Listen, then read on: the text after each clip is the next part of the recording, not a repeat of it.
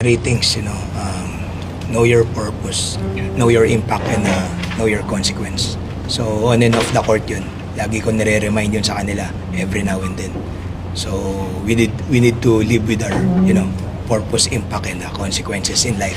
Thankful and grateful for this opportunity to lead the team force and bringing back Letran, in the season 101 championship.